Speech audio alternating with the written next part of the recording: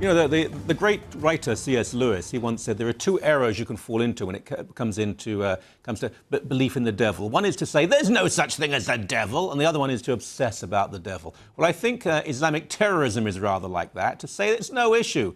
No. But to obsess about it, that's not the way, but be very informed. This is why this is a very important interview. Erick Stakelbeck is an authority on terrorism and national security issues, a correspondent and terrorism analyst with CBN News. And he also sits in for Glenn Beck, I think. This is the book. We're going to show you a picture on the screen. Go and buy several copies right now. The Terrorist Next Door, How the Government is Deceiving You About the Islamist Threat. Welcome to you, sir. Michael, thanks for having me. Great to be here. Now, obviously, the book is about the United States, but we share a very, very long border with the U.S., and what does affect the U.S. will affect us, of course. What I said at the beginning was to deny terror is ridiculous. To think about it every moment of every day is just an overreaction. However, there's something in the middle there. It hasn't gone away. It's still a major problem, isn't it? No, Michael, to hear the Obama administration talk about it and some European leaders, the death of Osama bin Laden meant the so-called war on terror is over. Well, first of all, I consider it Islamic jihadist war on us. Second of all, just because bin Laden is dead and al-Qaeda has been hurt doesn't mean we're through with this Islamic jihadist threat. Michael, as al-Qaeda has been weakened to a degree, their leadership, bin Laden's dead, Alaki's dead, some of these kingpins.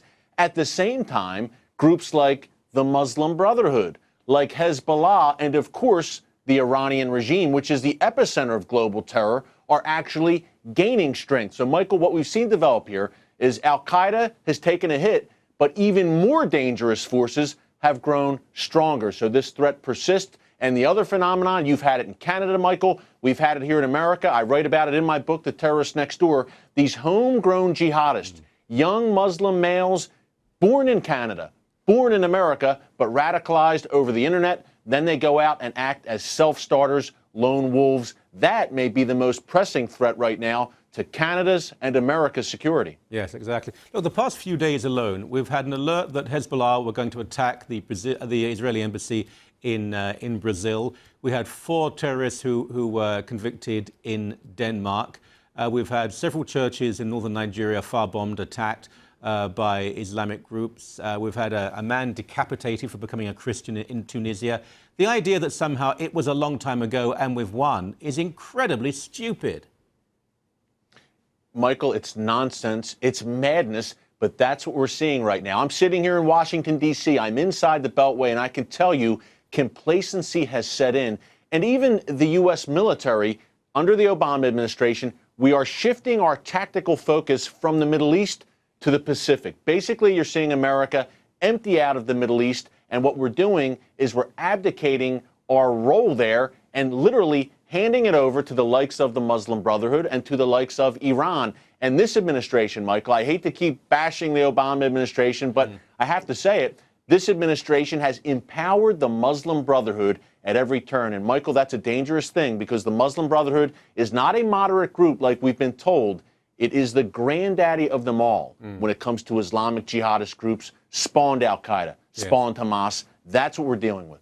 Let's talk about that, because the naivety of some Western reporters, and also I think the fellow traveling aspect of it, is really quite extraordinary. Muslim Brotherhood is sophisticated. It wasn't al-Qaeda. In some ways, even more dangerous. Al-Qaeda committed some appalling atrocities, but they don't have a long-term plan. It's really violent anarchy. Muslim Brotherhood have a very, very established plan for, well, I know some people will say, oh, come on, but it's true, world domination. They believe that the Western house of post-Christianity will fall and they will walk in and take it over. They do, Michael. And as you say, that is the more dangerous tactic. Look, al-Qaeda wants to kill you now, blow you up now. They want it all now. The Muslim Brotherhood says, hold on a second, guys. We're with you, but you don't need to do it that way. We can win through elections. We can get jobs in the media, in academia. The Muslim Brotherhood has a long-term plan, Michael. They'll wait 100 years if they have to, and right now, it's working. They're winning elections throughout the Middle East and North Africa. But, Michael, the key point here, at the end of the day, al-Qaeda, the Brotherhood, although they differ in tactics, they share the same goal. And that end game is, as you mentioned, global domination. They just have a different way of going about it. But the end game for the Brotherhood also, once they get the power, once they get the numbers within a country, It ends in violent jihad. That is the final stage before the takeover.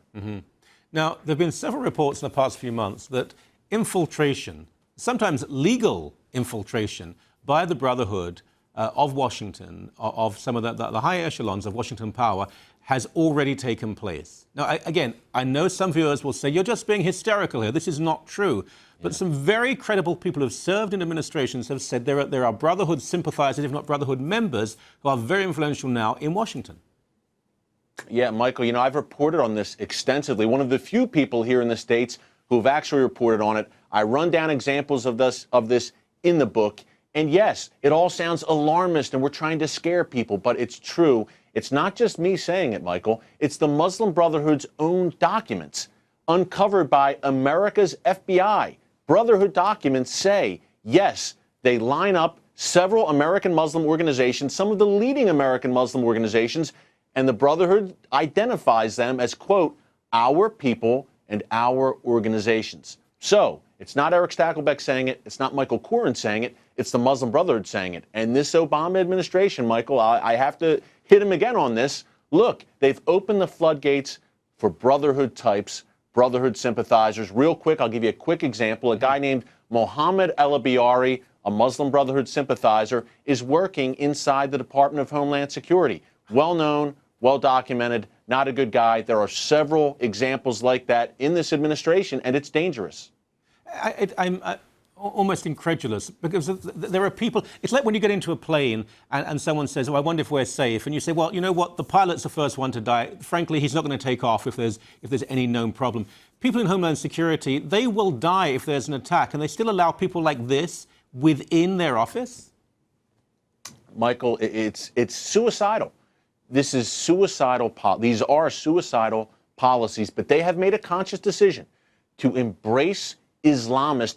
Michael, they consider the Muslim Brotherhood moderate Islamist as compared to those really bad guys in Al-Qaeda. The Brotherhood, they say, hey, we can work with these guys. They're not violent. They've reformed. They've changed their spots. We can dialogue with these guys, even though Hamas, which is the Palestinian branch of the Muslim Brotherhood, self-identified, is blowing up Jewish women and children every day. Hey, we can deal with these guys. It's crazy, but they fail the first rule of war, Michael. Know your enemy. I can count maybe on two hands the number of people here inside the Beltway who possibly have read the Quran, the Hadiths, studied Islamic history. We don't have that intellectual curiosity here, and it's going to hurt us very badly.